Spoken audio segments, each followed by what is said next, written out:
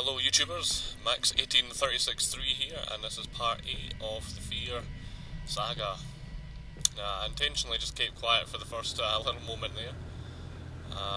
If you're a F.E.A.R veteran, then you probably recognise that scene that we just had there. This evening may not have been an accident. We have learned that evidence of a fierce gun battle has been found by police investigators. Several bodies were recovered from the scene with bullet and shrapnel wounds. So far, no one is commenting on exactly what happened here or why. Another dramatic radio broadcast there. So you probably recognise that scene we just had there. It's simply referred to in forums as the Alma ladder incident, and it appeared in the demo for the game, which is when I first encountered it. And I will admit, first time I played through that scene, I may have screamed like a little girl, just a little bit.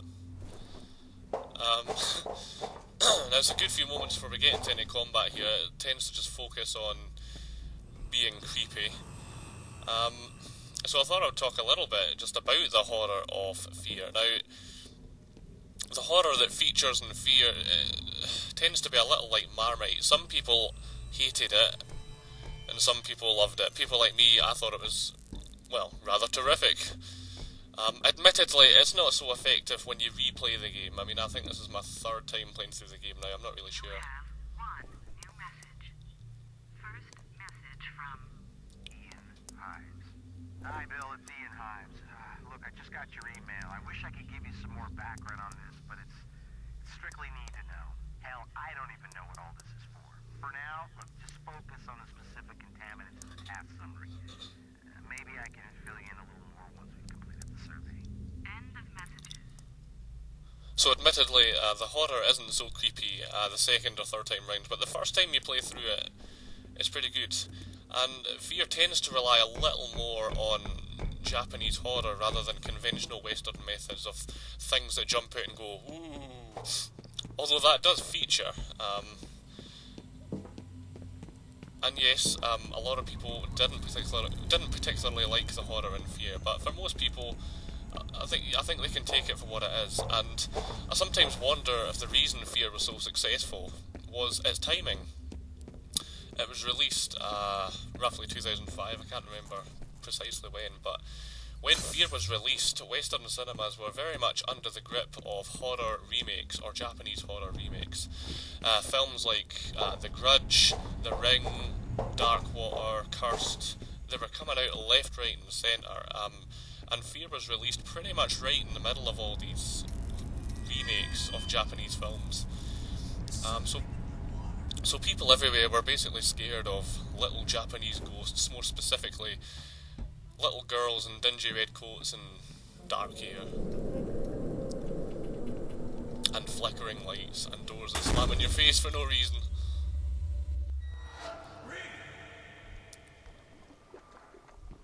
Come on, make her push.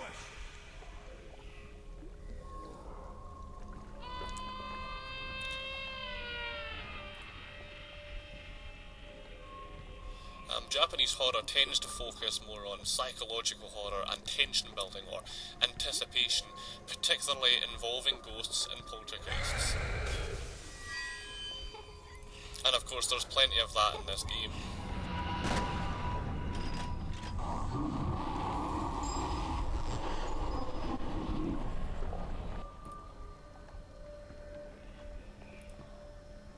If you want to know more about what Japanese horror is, then your best bet would probably be to just Wikipedia rather than me trying to explain it, but essentially that is what F.E.A.R does in most of its levels. It will crank the tension up for 20-30 minutes or so and then pop a balloon in your face. And it's rather effective.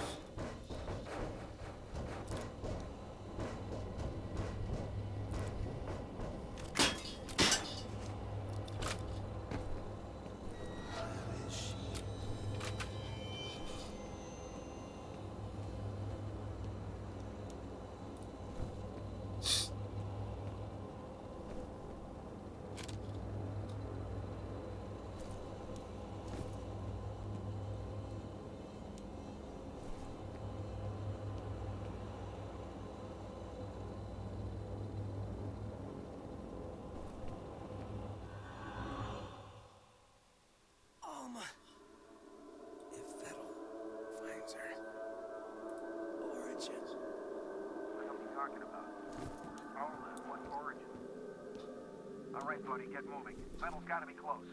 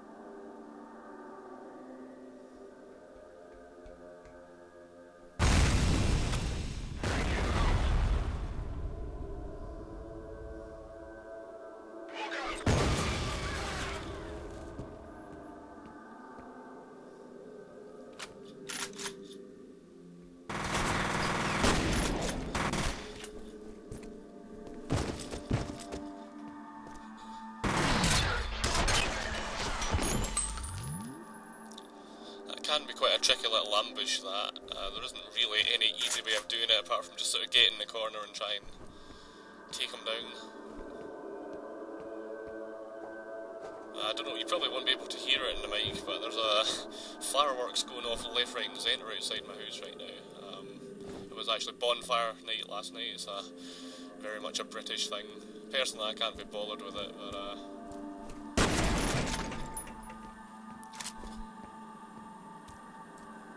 I don't know, just thought I'd tell you that useless information there.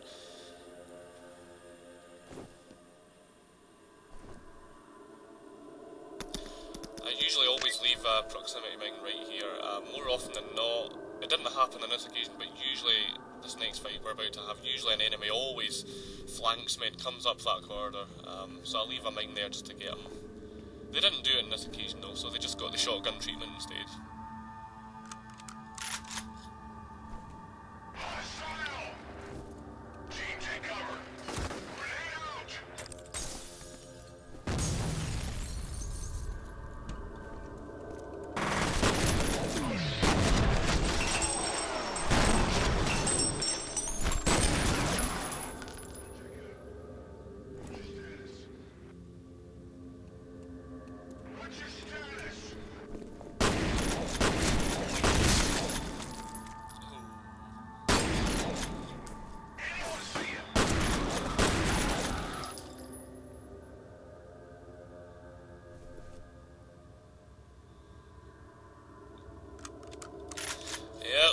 The shotgun pretty much cleaned those guys up.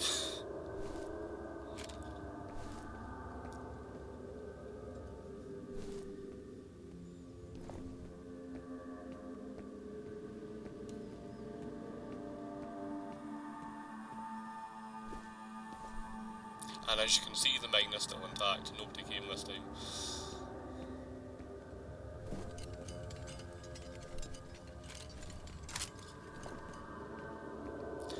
But we will get our hands on some sticky bombs soon. It's in a very out-the-road secret area that I'm about to go to now. As I mentioned in previous vids, that sometimes these little secret areas are usually off the beaten path a little bit, and this is definitely one of them. Requiring you to go through 2 ventilation ducts, across pipes. It's worth it though. Sticky bombs are pretty rare in this game, so you need to save them up. But they pretty much do what they sound like. They will stick to just about any surface, including enemies. And they detonate via remote control, so you can time when it explodes. Very useful for taking down the heavies. There's the beauties right there. So combined with your slow-mo, they're pretty freaking awesome. There's also a reflex booster here as well, round the corner. So make sure you nab that.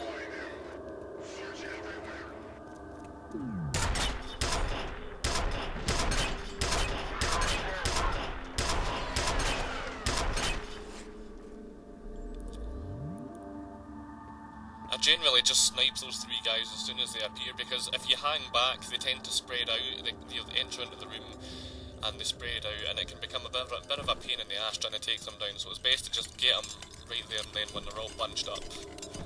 I suppose a grenade would do the job as well, but I prefer to nail them.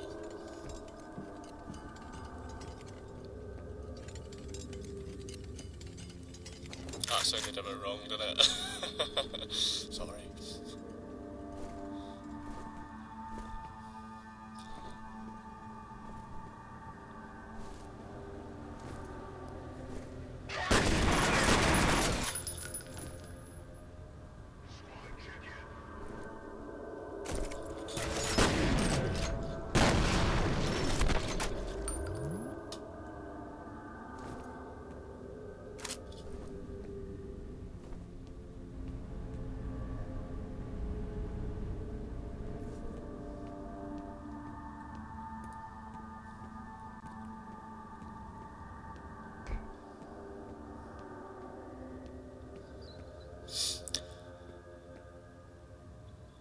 Actually, I had a bit of a request recently. Somebody that's been watching my videos have asked me to try and do some more bicycle kicks, because apparently they think it's awesome. So I'll try and get some bicycle kicks in my next video or 2. I'll admit it is pretty freaking awesome. This is very difficult to actually find the right time to do it. I of course mentioned melee combat. I think in the very first part actually I was talking about melee, and how melee combat usually just doesn't feel like a decent alternative when you have a whole arsenal of weaponry. But Monolith really took it one further with their sliding tackles, roundhouse kicks. It's good because there aren't a lot of weapons in F.E.A.R, as we've already mentioned. There's only 9 weapons in F.E.A.R, so that combined with explosives and melee moves means you got plenty of options.